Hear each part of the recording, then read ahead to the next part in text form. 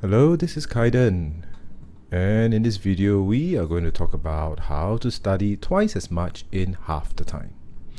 When we're able to study when we need to and score well in our tests and exams, that is a successful A+ student. But when we can do that in less time, when we can do that with less effort, and still let us have time to engage in our favorite activities, which is like playing soccer. Wow, my God, this is a slam dunk student. All right. So we all aim to be students like that and be effective in everything that we do, score well in our exams, score well in our tests, and still be able to engage in our favorite activities. Well, enter increasing intensity. This is the key to do it.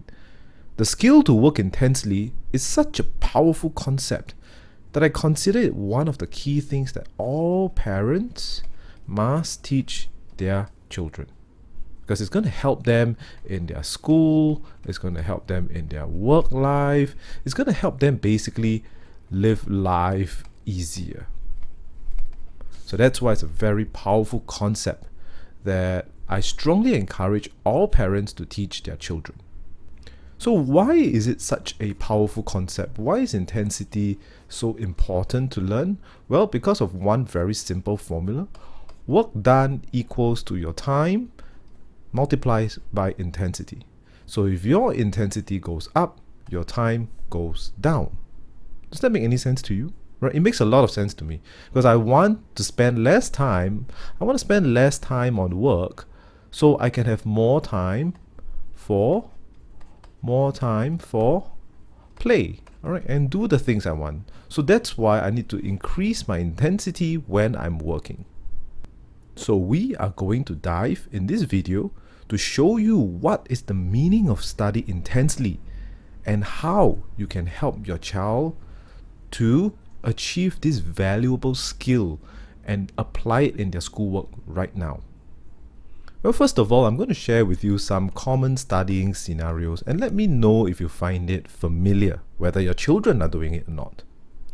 Well, most of the time when a test or a exam is coming, the students prepare by cramming and studying for hours and hours a few days before. And sometimes they will study through the night, the night before the exam or before the test the next day. Alright, so this is one very common studying scenario. Well, the problem is our brains are not designed for studying and working for hours and hours. Right? When you force your brain to work for so long, what happens is that focus goes down, concentration goes down, and the ability for them to learn even goes down. So what they're doing is they're just sitting there trying and hitting, using the books to hit them, but they are not getting anything in. Instead, we are designed to work in short spurts, short time with high intensity. Instead, we are designed to work in spurts, work in short spurts of high intensity. You can probably predict that if a student works in such a style, he is not going to do very well in his exams, and he's going to be very, very tired after his exams as well. So basically, it's actually called pseudo working. This style of working is called pseudo working. Pseudo means not real. So what it means is that this is not real work. Okay, you might think that you're working, but actually you are not.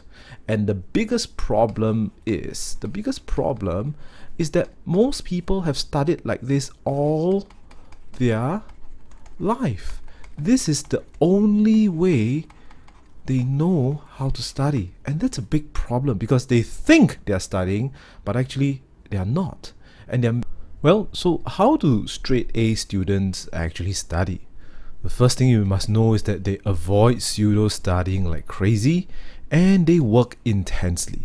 So the big question is, what exactly is working intensely and how do you do it? Alright, so I'm going to touch on it right now.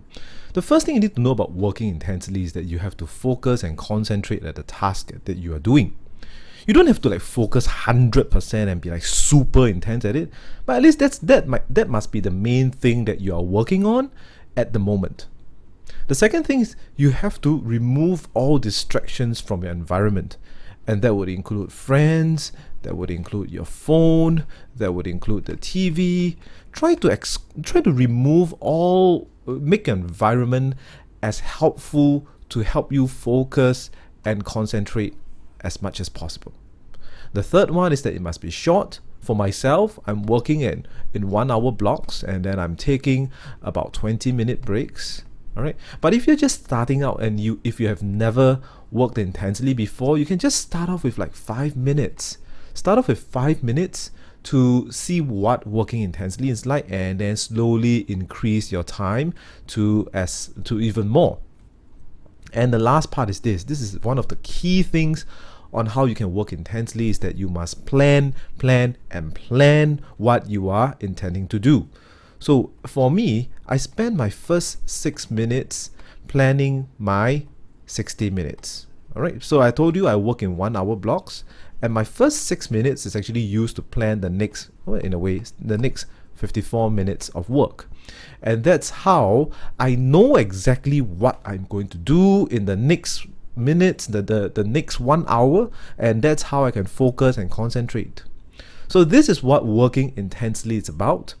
And I'm going to share with you in the next video some of the ways, the techniques, the strategies, the tools that I use to work intensely.